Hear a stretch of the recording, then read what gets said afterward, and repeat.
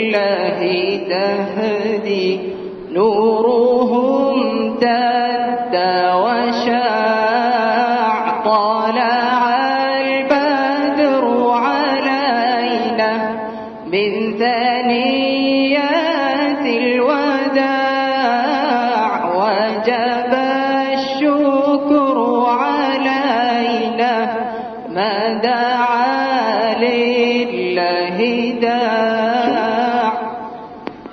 ساتھی تشریف لگیں سیٹ پر. بسم اللہ الرحمن الرحیم. جی بسم الله الرحمن الرحيم. وبالسند المتصل منا إلى الإمام الهمام الحافظ الحجة أمير المؤمنين في الحديث أبي الحسين مسلم امیر المؤمنین فی الحدیث اللہ. وبالسند المتصل منا إلى الإمام الهمام الحافظ الحجة أبي الحسين مسلم بن الحجاج بن مسلم بن ورد بن الكوشاد القشيري النشابوري رحمه الله تعالى ومتعنا بعلومه وبركاته آمين. قال حدثني عبد الرحمن بن بشر العبدي قال حدثنا بهز قال حدثنا شعبة قال أخبرني سلمة بن كهيل أو قال أخبر القوم وأنا فيه. قال سمعت سويد بن غفلة قال خرجت مع زيد بن سوحان وسلمان بن ربيعة فوجدت صوتا واقتصر بس سلیمان بن ربیعہ. جی وسلمان بن ربيعة مع سلیمان بن ربیعہ. جی وسليمان بن ربيعة فوجدت صوتا واقتص الحديث بمثله إلى قوله فاستمتعت بها. قال الشعبة فسمعته بعد 10 سنين يقول عرفها عاما واحدا. عرفها عاما واحدا. جی وبه قال حدثنا قتيبة بن سعيد قال حدثنا جرير عن الأعمش قال وحدثنا أبو بكر بن أبي شيبة قال حدثنا وكيع قال وحدثنا ابن نمير قال حدثنا أبي جميعا عن سفيان قال وحدثني محمد بن حاتم قال حدثنا عبد الله بن جعفر الرقي قال حدثنا عبد الله بن جعفر الرقي قال حدثنا عبيد الله يعني ابن عمر عن زيد بن أبي أنيسة قال وحدثني عبد الرحمن بن بشر قال حدثنا باز قال حدثنا حماد بن سلمة كل هؤلاء عن سلمة بن كهيل بهذا الإسناد نحو حديث شعبة وفي حديثهم جميعا 3 أحوال إلا حماد بن سلمة فإن في حديثه عامين أو 3 وفي حديث سفيان وزيد بن أبي أنيسة وحماد بن سلمة فإن جاء أحد يخبرك بعددها ووعائها ووكائها فآتها إياه. وزاد سفيان في رواية وكيع وإلا فهي كسبيل مالك وفي رواية ابن نمير وإلا فاستمتع بها. جی وبه قال حدثني أبو الطاهر ويونس بن عبد الأعلى قال حدثنا عبد الله بن وهب قال أخبرني عمرو بن الحارث عن بكير بن عبد الله بن الأشج عن يحيى بن عبد الرحمن بن حاتم عن عبد الرحمن بن عثمان التيمي أن رسول الله صلى الله عليه وسلم نهى عن لقطة الحاج. جی لقطة الحاج سے منع فرمایا. اس میں جمہور فقہا جس میں بالآخر شوافع بھی شامل ہیں ان کے نزدیک حکم یہ ہے کہ حاجی اور غیر حاجی کا لقطے میں کوئی فرق نہیں.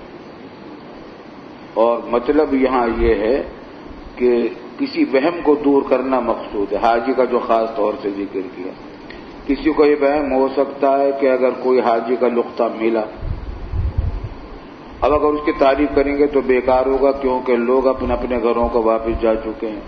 اس بات سے چلو تصدق کر دو, اگر مالدار ہے تو تصدق کر دے اور مالدار نہیں ہے تو اپنے استعمال میں لے آئے.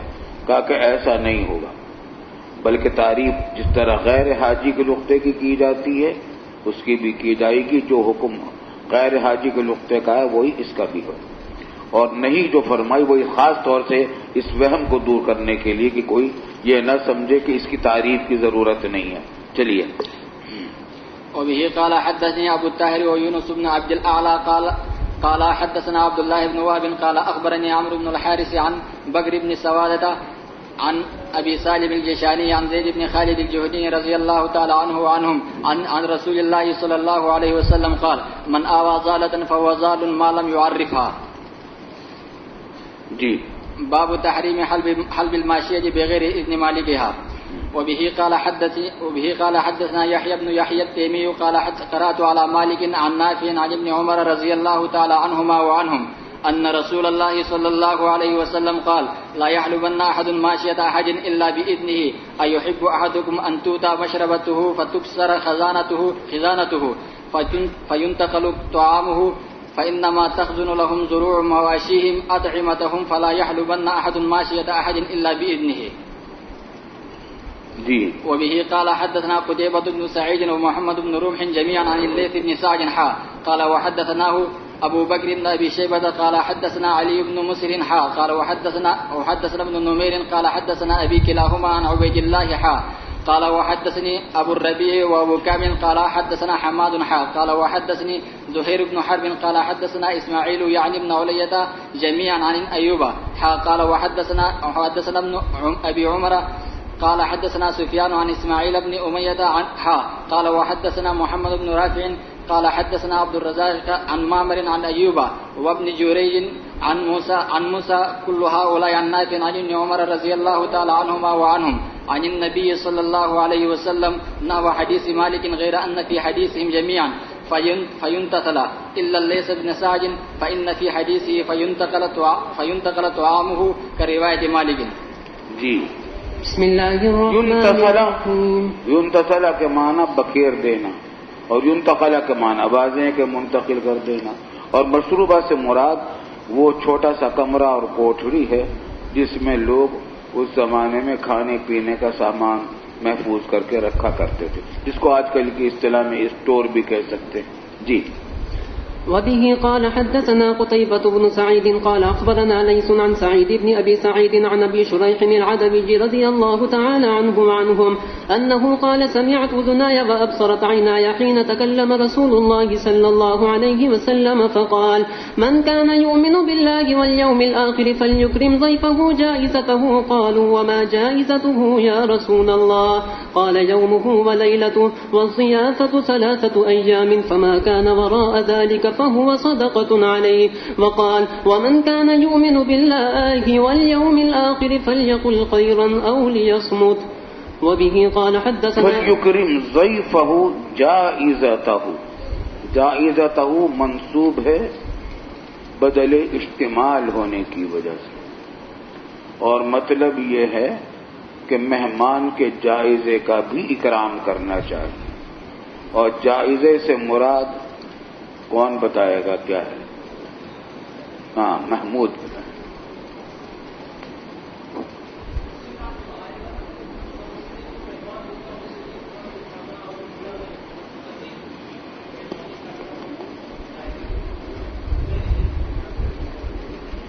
ایک معنی تو یہی ہے جو محمود نے بتلائے کہ مہمان جس دن آیا ہے تو پہلے دن دونوں وقت کے کھانے میں اس کے ساتھ حد الوسع تکلف کیا جائے.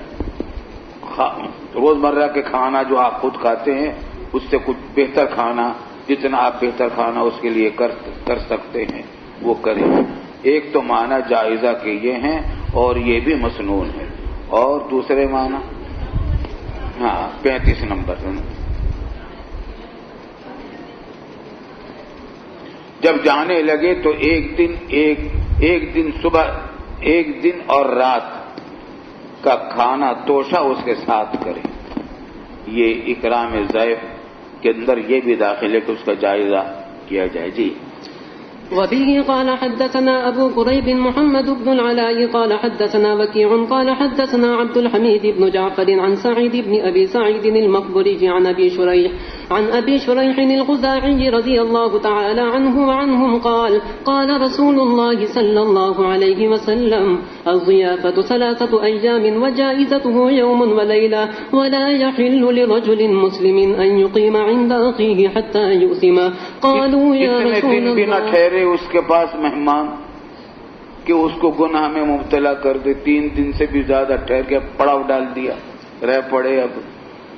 اب وہ یہاں تک کہ وہ بیچارہ اس کے پاس کھانے پینے کا سامان نہیں کہ اس کی ضیافت کرے، تو اتنا نہ ٹھہرے کہ اس کو آدمی گناہ میں مبتلا کر دے. کیا مطلب؟ جب زیادہ ٹھہرے گا مہمان اور اس کے پاس ضیافت کا سامان نہیں ہوگا تو اس کی بدگوئی کرے گا، غیبت کرے گا، اس کو تانے دے گا، اس کو برا کہے گا، گناہ میں مبتلا ہو جائے گا بیچارہ میزبان. جی. قالوا يا رسول الله وكيف يوسمه قال يقيم عنده ولا شيء له يقضيه به. وبه قال حدثناه محمد بن المثنى قال حدثنا أبو بكر يعني الحنفية قال حدثنا عبد الحميد بن جعفر قال حدثني سعيد المقبري أنه سمع أبا شريح الخزاعي رضي الله تعالى عنه وعنهم يقول سمعت أذناي وبصر عيني ووعاه قلبي حين تكلم به رسول الله صلى الله عليه وسلم فذكر بمثل حديث الليث وذكر فيه ولا يحل لأحدكم أن يقيم عند أخيه حتى يؤتمه بمثل ما في حديث وكيع. یہ جو 3 دن کی مہمانی کا ذکر فرمایا گیا یہ تو سنت مؤکدہ ہے اور اصل یہی ہے کہ اس سے زیادہ آدمی کو نہیں ٹھہرنا چاہیے میزبان کے پاس. البتہ اگر میزبان کی خواہش ہی یہ ہے کہ مزید ٹھہرے اور آپ کو یہ اندازہ ہے کہ صرف تکلف کی وجہ سے اور شرم اور کسی دباؤ کی وجہ سے وہ نہیں کہہ رہا بلکہ چاہتا ہے کہ وہ آپ اس کے بعد ٹھہریں تو اس کو خوش کرنے کی نیت سے جتنا چاہیں ٹھہر سکتے جب تک وہ مناسب، جب تک وہ اس کی خوشی ہو. جی.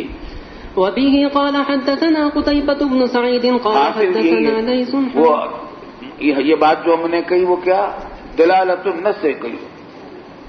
خود اس میں علتیں جو مذکور ہیں، علت ہے کیا تکلیف نہ پہنچے میزبان کو. جی. وبه قال حدثنا قتيبة بن سعيد قال حدثنا ليث قال وحدثنا محمد بن ربح قال أخبرنا الليث عن يزيد بن أبي حبيب عن أبي الخير عن عقبة بن عامر رضي الله تعالى عنه وعنهم أنه قال قلنا يا رسول الله إنك تبعثنا فننزل بقوم فلا يقروننا فما ترى فقال لنا رسول الله صلى الله عليه وسلم إن نزلتم بقوم فأمروا لكم بما ينبغي للضيف فاقبلوا فإن لم يفعلوا فخذوا منهم حق الضيف الذي ينبغي لهم. ٹھہر جائیے. ایک بات تو یہاں پر یہ حدیث جو حدیث پڑھی گئی ہے اس کے ترجمے سے پہلے وہ یہ کہ اکرام ضیف واجب سنت مؤکدہ ہے بلکہ اکرام کی حد تک جہاں تک معاملہ ہے وہ تو واجب ہے. اس کے ساتھ عزت کا برتاؤ کرے، بشاشت کا، محبت کا برتاؤ کرے، لیکن 3 دن تک اس کی ضیافت جمہور فقہا کے نزدیک واجب نہیں، سنت مؤکدہ ہے. لیکن مہمان کو بھی تو چاہیے کہ وہ زبردستی اس کے اوپر زیادہ حکومت نہ چلائے. میں اس بات سے کہہ رہا ہوں کہ بعض لوگ ان آداب سے واقف نہیں ہوتے. یہ تو یہ رہتا ہے کہ مہمان کی ذمہ داری ہے، میزبان کی ذمہ داری ہے کہ وہ اکرام ضیف کرے. یہ حدیث تو یاد رہتی ہے لیکن یہ یاد نہیں رہتے کہ لا يحل مال امرئ مسلم الا بطیب نفسی اور المسلم من سلم المسلمون من لسانہ ویدہ. اس کو ایذا پہنچانا اور تکلیف پہنچانا یہ بھی تو جائز نہیں. بعض مہمان ایسے ہوتے ہیں کہ میزبان پر اپنا حکم چلاتے ہیں، فرمائشیں کرتے ہیں فلاں چیز لاؤ، فلاں چیز پکاؤ، فلاں چیز کھلا دو. یہ بدتمیزی کی بات ہے، ایسی فرمائش نہیں کرنی چاہیے کیونکہ ہو سکتا ہے اس بیچارے کے پاس اس کا سامان نہ ہو، نہیں ہوگا تو شرمائے گا اور اس کو اذیت پہنچے گی. یہ اظہار رسانی میں داخل ہے. مہمان کو بھی چاہیے کہ اس بات کا لحاظ رکھے کہ میزبان کو غیر ضروری تکلیف نہ ہو. جی. یہ جو حدیث ہے ذرا اس کو پڑھ لیجیے. آپ نے پڑھ لیا ہے، ہم اس کا مطلب بیان کرتے ہیں ذرا. عقبہ بن عامر انہ قال قلنا یا رسول اللہ انک تبعثنا فننزل بقوم فلا یقروننا. آپ ہمیں مختلف قبائل میں بھیجتے ہیں، دوسری اقوام کے پاس، دوسرے قبائل کے پاس. ہم قیام کرتے ہیں کسی قوم کے پاس، پس وہ ہماری مہمانی نہیں کرتے، کھانے پینے کا قیام کا انتظام نہیں کرتے. فما ترى فقال لنا رسول اللہ صلی اللہ علیہ وسلم ان نزلتم بقوم فامروا لكم بما ينبغي للضيف، وہ حکم دیں اپنے خادموں کو اس چیز کا جو مناسب ہے مہمان کے لیے، فاقبلوا، تو اس کو قبول کرو. قیام و طعام کا کوئی انتظام کرتے ہیں، کھانے پینے کا، ضیافت کا، قبول کرو.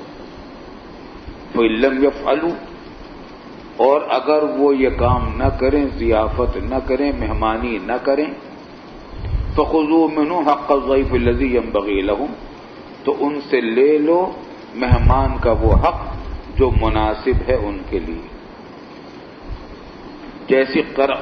جیسی ضیافت اور مہمانی کرنی ان پر ان کو مناسب تھی اس قوم کے لوگوں کو، یہ حق وصول کر لو. کس طریقے سے؟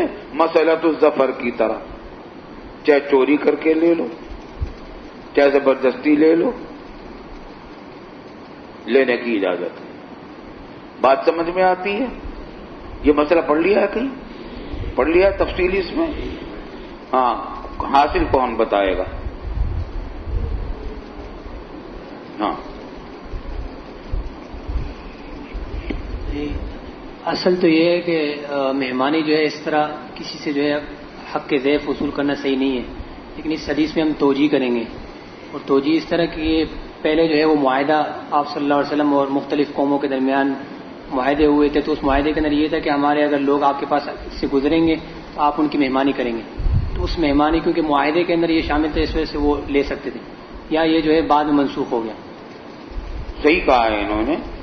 اقوال مختلف ہیں کہ ابتدائی اسلام میں تھا جب فتوحات نہیں ہوتی تھی، خوشحالی کا دورہ نہیں تھا، فقر و افلاس کا دورہ تھا، تو اس وقت لازم کیا گیا کہ کوئی بھی جائے کسی بستی سے گزرے اس بستی کے لوگوں پر ضیافت لازم اور واجب ہے.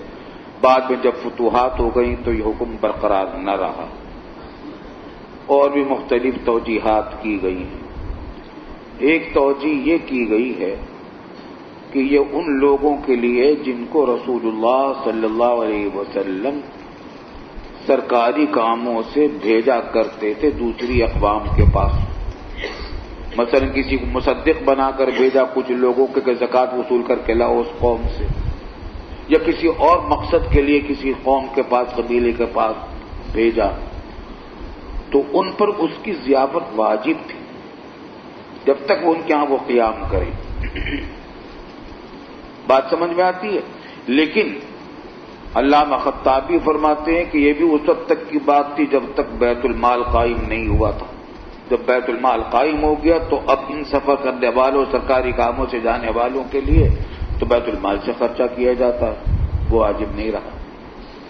ایک توجیہ یہ کی گئی ہے کہ بعض اقوام سے، اہل ذمہ سے معاہدے کیے تھے رسول اللہ صلی اللہ علیہ وسلم کہ جب مسلمان تمہاری بستیوں سے گزریں اور ہمارے سفیر تمہارے ہاں آئیں تو ان کی ضیافت تم پر لازم ہوگی.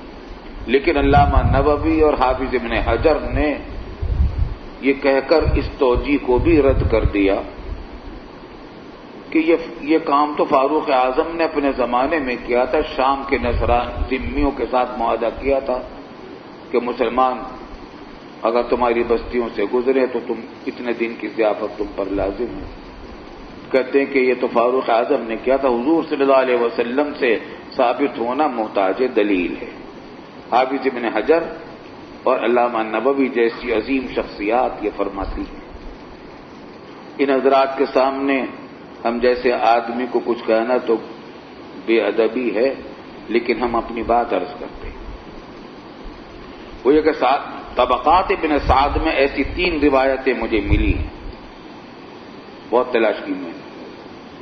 طبقات ابن سعد میں 3 روایتیں ایسی ملی ہیں جن میں بعض اقوام اور بعض قبائل کے اوپر رسول اللہ صلی اللہ علیہ وسلم نے مسافر مسلمانوں کی ضیافت لازم کی تھی.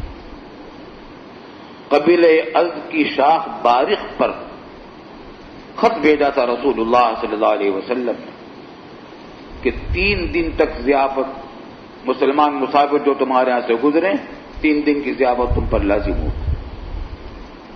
اسی طریقے سے وائل بن حجر رضی اللہ تعالی عنہ جب واپس جانے لگے یہ حضرموت کا علاقہ تھا. تو آپ نے ان کو خط لکھا تھا ان کی قوم کو کہ تم پر نماز، زکوٰۃ وغیرہ یہ بھی واجب ہیں.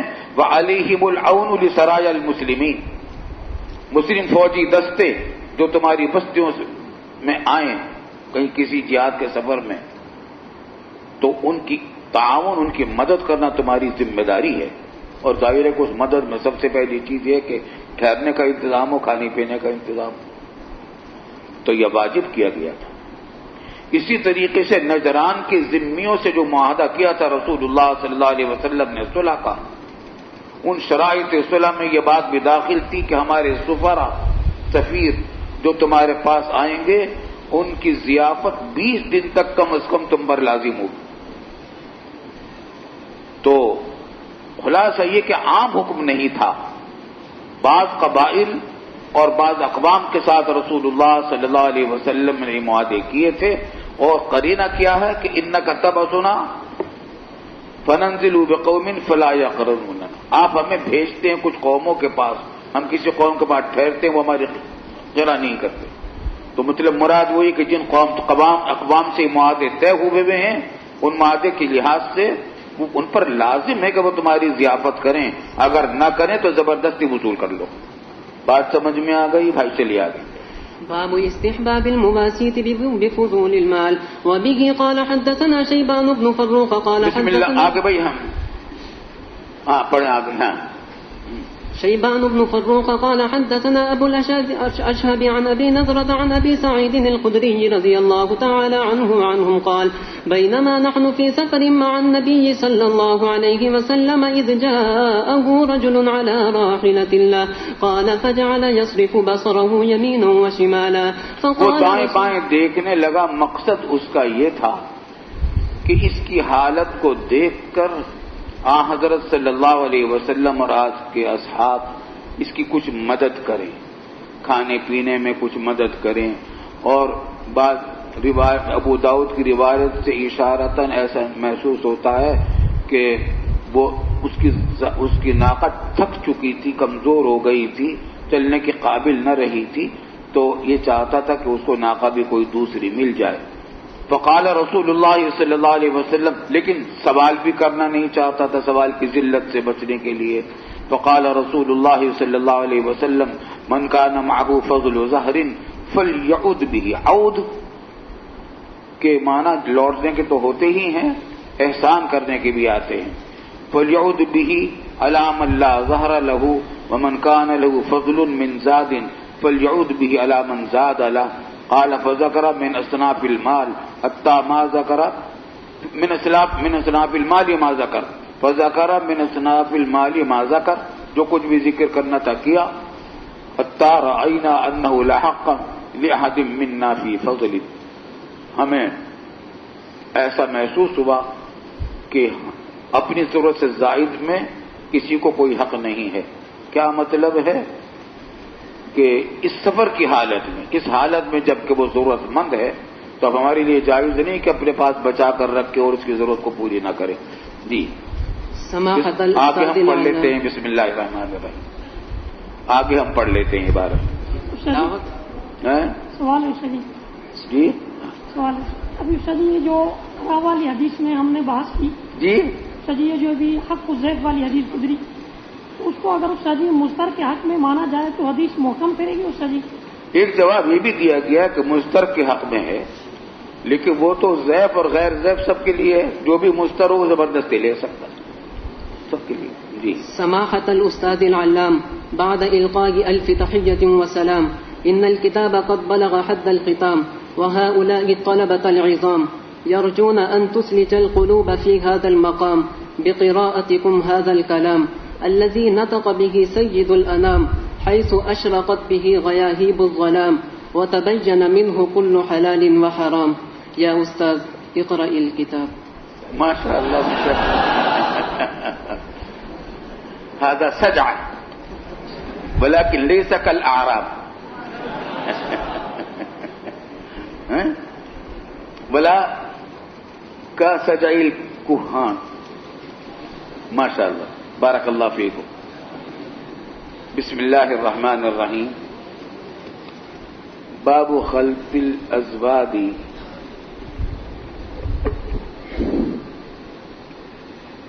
اذا قلت والمواسات فيها والمباسات فيها. بسم الله الرحمن الرحيم.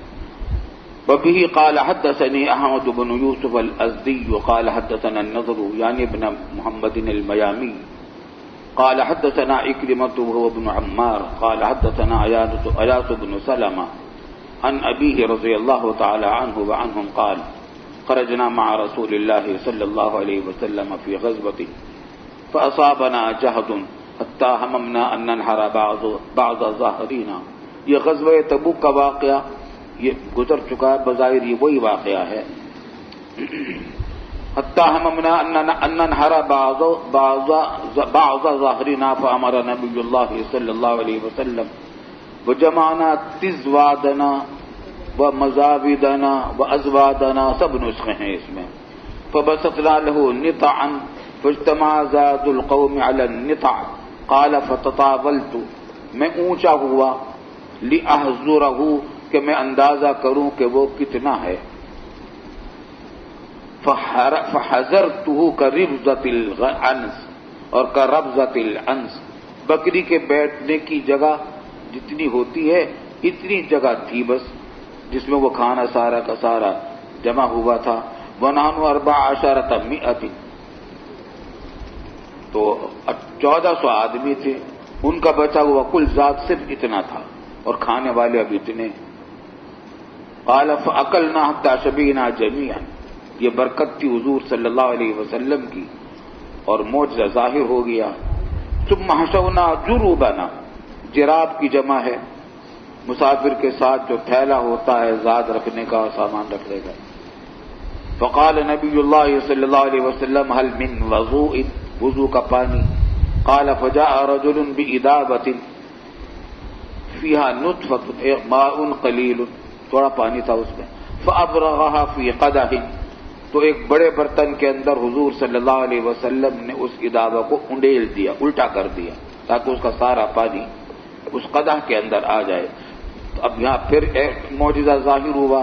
فتوضأنا كلنا ندغفقه دغفقة ہم سب نے وضو کیا اور خوب پانی ہم استعمال کر رہے تھے، خوب کثرت کے ساتھ، یعنی کسی اس میں بچانے کی کوئی کوشش نہیں کر رہے تھے، پانی کی بہا رہے تھے وضو کرنے میں.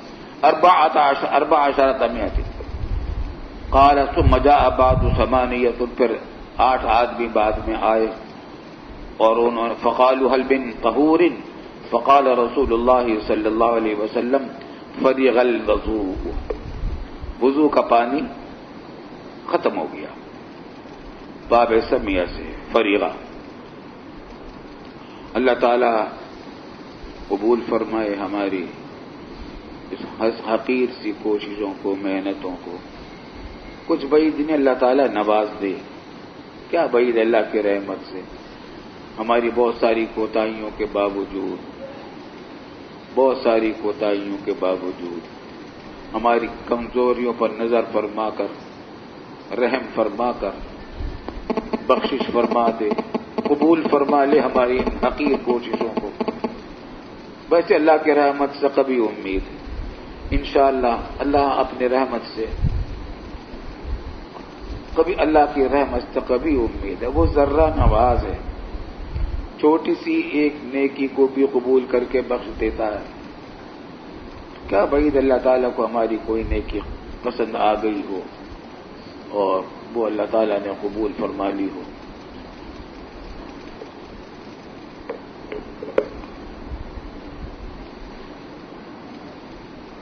ایک بات آپ حضرات سے یہ کہنی ہے کہ آپ حضرات نے ہمارا استقبال بڑی محبت سے کیا اور ہمیں اندازہ ہے ہمارے طلبہ کو اپنے اساتذہ سے کیسی محبت ہوتی ہے، فدا ہوتے ہیں اپنے استاذوں پر. اور اللہ کے فضل و کرم سے آپ کے اساتذہ کا بھی حال آپ حضرات کے ساتھ محبت کا یہی ہوتا ہے.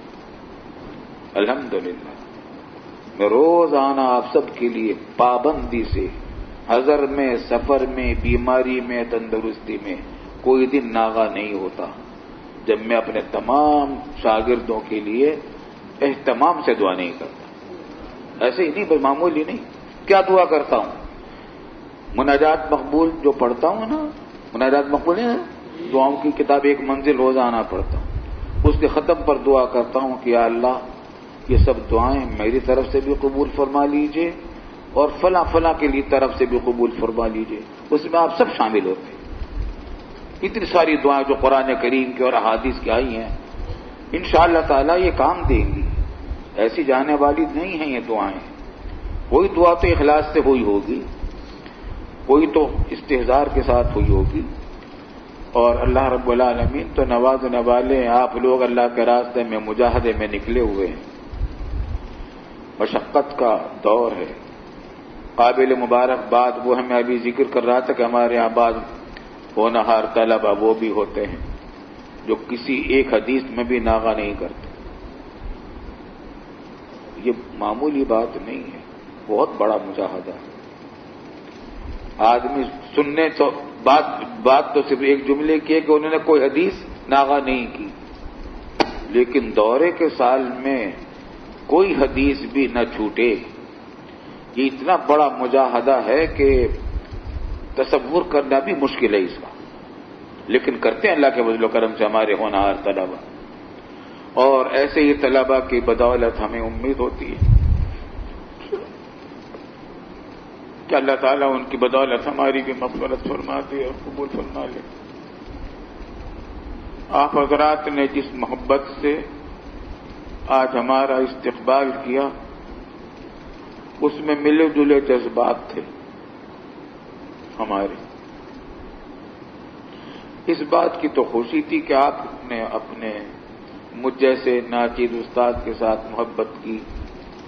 خوشی ہوئی کہ میرے ایسے شاگردوں کو مجھ سے محبت ہے. اس بات کی مجھے بہت خوشی ہوتی ہے. ہمیں جب محسوس ہوتا ہے کہ طالب علم مجھ سے محبت کرتے ہیں، ہمیں تو بڑی خوشی ہوتی ہے. محبت ہے ہی ایسی چیز وہ خوشی کرنے والی. لیکن جس انداز میں ہمارا آپ نے استقبال کیا، ہم اس کے مستحق بالکل نہیں، بالکل نہیں. کیا آپ حضرات نے استقبال جو کیا اس سے میں شرماتا رہا بہت زیادہ، مگر روکا آپ کو اس بات سے نہیں کہ آپ کی دل شکنی نہ ہو. پھر خاص طور سے اللہ اکبر جو نشید پڑھا گیا، طلع البدر علینا من ثنیات الوداع، پڑھنے والوں نے بڑا اچھا پڑھا. ان کے پڑھنے کا انداز سن کر تو بہت خوشی ہوئی. بڑا اچھا پڑھا. اور ہم چاہیں گے کہ جب ختم بخاری کا اجتماع ہو تو یا تو اس اجتماع میں یا رات کو جو کھانے کی دعوت ہوتی ہے آپ حضرات کے اعزاز میں، اس دعوت میں وہ پڑھا جائے. لیکن میری آمد پر جس انداز میں وہ پڑھا گیا مجھے بڑا ڈر لگا. نہیں، غیر نبی کے ساتھ یہ نہیں ہونا چاہیے. وہ حضور صلی اللہ علیہ وسلم کی تشریف آوری پر مدینے کی بچیوں نے پڑھا تھا. وہ حضور صلی اللہ علیہ وسلم ہی کے لیے پڑھا گیا تھا، کسی اور کی آمد پر نہیں، کم از کم میری آمد پر بالکل نہیں. مجھے ڈر لگا بہت، مگر میں بار بار دل چاہتا رہا کہ میں آپ حضرات کو روک دوں، مگر روکا اس واسطے نہیں کہ بڑی محبت سے پڑھ رہے ہیں آپ لوگ، دل شکنی نہ ہو، دل نہ ٹوٹ جائے. مگر آئندہ آپ حضرات اس کا احتیاط رکھیں، ضرور پڑھیں لیکن کسی کی آمد کے موقع پر نہیں. ویسے پڑھیں تو بہت اچھی بات ہے. بات سمجھ میں آتی ہے بھائی؟ ایک بات، وقت کم ہے آج، بس 11:10 تک کی باتیں ہیں. آپ سے نصیحت کی باتیں تو بہت سارے سبق میں ہم کرتے ہی رہے ہیں، آخری نصیحت کی بات دو ہیں، وہ یہ کہ جو باتیں ہم نصیحت کی آپ کو کرتے رہے ہیں سال کے دوران، ان کو حتی الامکان یاد رکھنے کی کوشش کریں اور عمل میں لانے کی کوشش کریں۔ خوب یاد رکھیے، نصیحت پر جب عمل کیا جاتا ہے تو پھر وہ یاد ہو جاتی ہے، جب تک عمل نہیں کرتے وہ محفوظ نہیں ہوتی، کچھ عرصے کے بعد ذہن سے نکل جاتی ہے۔ عمل کر لیں گے پھر وہ چیز آپ کی ہو جائے گی، تو عمل شروع کر دیجیے۔ مثلا ایک چھوٹی سی مثال ہم آپ کو بتلائیں، مسلم شریف کے جلد اول کی پہلی عبارت جو آتی ہے تو اس میں وہ ہے کہ دو صاحبان ہیں، وہ کہتے کہ اپنے عمر رضی اللہ تعالیٰ عنہ مسجد جا رہے تھے تو ہمیں ان سے بات چیت کرنی تھی، تو ہم فاختنفتو انا وصاحبی، میں ان کے برابر میں ہو گئے، احدنا عن یمینہ والآخر عن شمالہ۔ اب اس میں ایک ادب آیا تھا نہیں آیا تھا، اس ادب کو عمل کیا جائے، عادت ڈالیں۔ اسی طریقے تمام آداب ہیں، کھانے کے، پینے کے، بیٹھنے کے، چلنے کے، گفتگو کرنے کے۔ تو ہماری نصیحت، آخری جو نصیحت ہم آج آپ کو کرنا چاہ رہے ہیں وہ یہ ہے کہ سال کے دوران ہم نے آپ کو مختلف مواقع پر وہ نصیحتیں کی ہیں جو رسول اللہ صلی اللہ علیہ وسلم کی تعلیمات سے ماخوذ ہیں، تو ان کو یاد رکھنے کی کوشش کریں۔ اور ان نصیحتوں میں ایک یہ بھی ہے کہ حضور صلی اللہ علیہ وسلم کی جو حدیثیں آپ کے عقیدے اور عمل سے متعلق ہے ان پر عمل کیجیے۔ دوسری بات وہ بھی تذکیر کے طور پر ہے کہ ہر سال ماشاءاللہ ہمارے طلبہ دورہ حدیث سے فارغ ہونے والے اپنے تاثرات اور اپنے جذبات کا اظہار اور اپنی بہت اچھی معلومات جامعہ دارالعلوم کے بارے میں ظاہر کرنے کے لیے کتاب شائع کرتے ہیں۔ اس کے شروع میں ہر سال طلبہ کہا کرتے ہیں کہ آپ کچھ نصیحت کے کلمات لکھ دیجیے، مگر میں نے جب سب سے پہلی کتاب چھپی تھی اس پر میں نے کچھ نصیحت کے کلمات لکھے تھے، چند سطریں، وہ بہت سوچ سمجھ کر لکھی تھی اور ایک ایک لفظ سوچ کر لکھا تھا۔ وہ میری نصیحت اب پھر ہے آپ کے لیے، اور اس پر عمل کرنے کی کوشش کیجیے۔ اللہ تعالیٰ آپ کا حامی و ناصر ہو، اللہ تعالیٰ عالم بعمل بنائے۔ اور آج آپ نے سب سے آخر میں عبارت جس سے پڑھوائی، کیا نام ہے بھائی آپ کا؟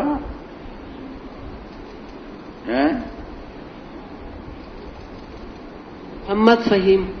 محمد سلیم فہیم آپ ہیں؟ محمد فہیم۔ فہیم، ماشاءاللہ آپ نے عبارت بہت اچھی پڑھی، ہمارا دل بہت خوش ہوا، لیکن آپ ہم سے کبھی نہیں ملے، کیا بات؟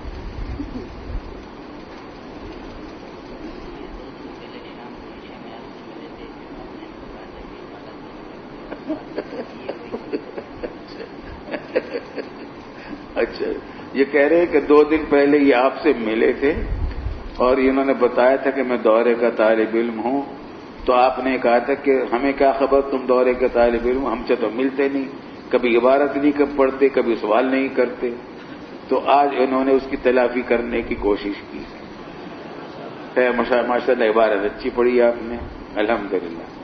ہمارے طلبہ میں بڑی غیر معمولی صلاحیتیں ہیں، ہمارے طلبہ میں احساس کمتری نہیں ہونا چاہیے۔ واقعہ یہ ہے کہ آپ لوگوں کو اللہ تعالیٰ نے غیر معمولی صلاحیتوں سے نوازا ہے۔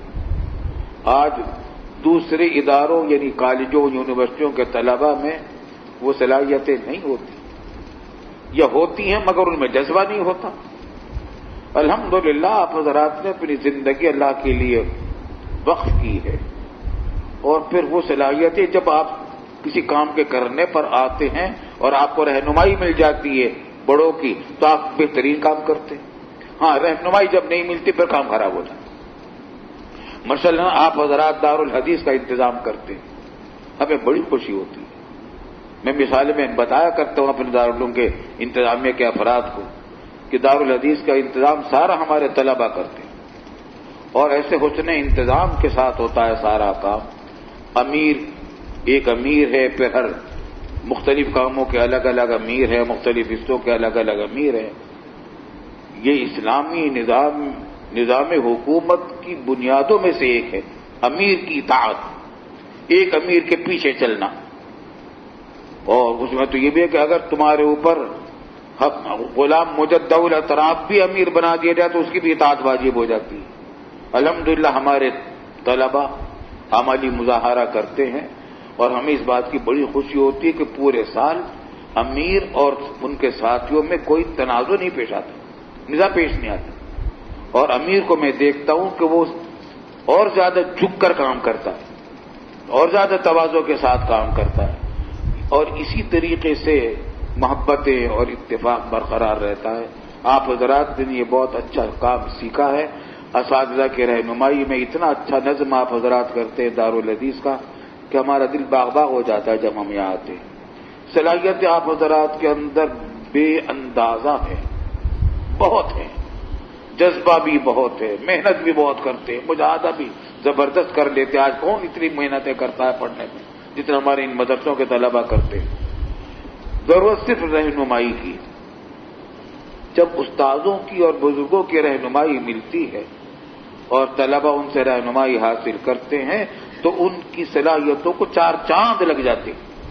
ان کی صلاحیتیں بالکل شاندار ہو کر نمایاں ہو کر سامنے آتی ہیں.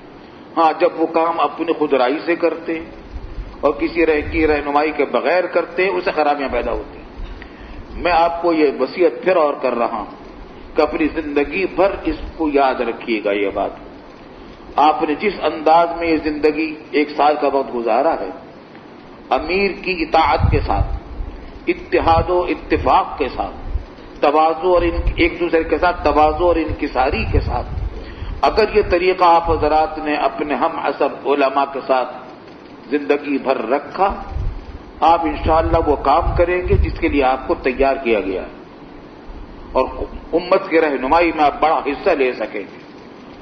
لیکن کیا ہے کہ یہاں آپ نے جو کام کیا اساتذہ کی نگرانی میں کیا، اساتذہ کی رہنمائی میں کیا ہے. کوئی کام بے رہنمائی کے بغیر نہ کرو.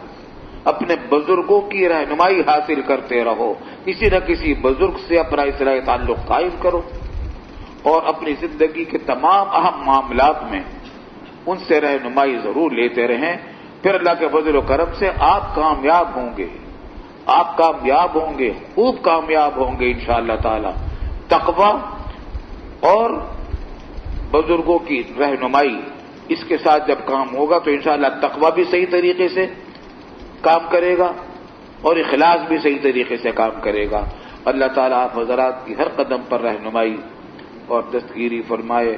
آخر میں ایک بات یہ کہ ہم سال بھر کے دوران طلبہ کو ہم چھیڑتے بھی رہتے ہیں اور کبھی کبھی لطف مزہ لینے کے لیے بھی چھیڑ دیتے ہیں، جیسے اپنے بچوں کو چھیڑ چھاڑ بھی کر دیتے ہیں طلبہ کے ساتھ، اور کسی طالب علم کو کھڑا بھی کر دیتے ہیں. تو یہ سب باتیں محبت میں ہوتی ہیں. اگر کسی کو بری لگی ہو تو معاف کر دیں، یا کوئی اور تکلیف ہم سے پہنچی ہو تو للہ فی اللہ معاف کر دیں اور ہمیں دعا میں ہمیشہ یاد رکھیں. اللہ تعالی ہمیشہ آپ حضرات کا حامی و ناصر ہو. وآخر دعوانا الحمدللہ رب العالمین. اللهم صل على سيدنا مولانا محمد وبارك وسلم. ما شاء الله.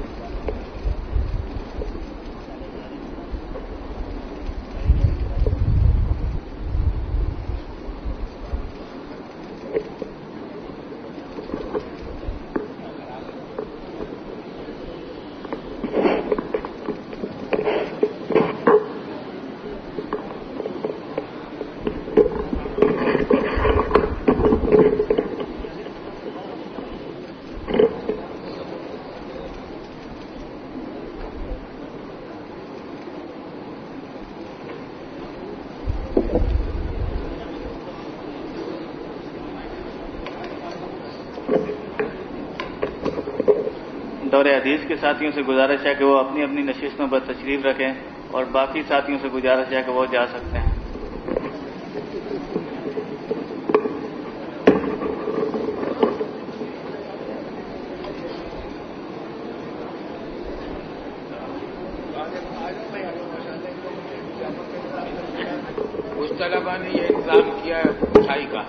मोहब्बत से किया है, इंशाअल्लाह इसमें बरकत होगी।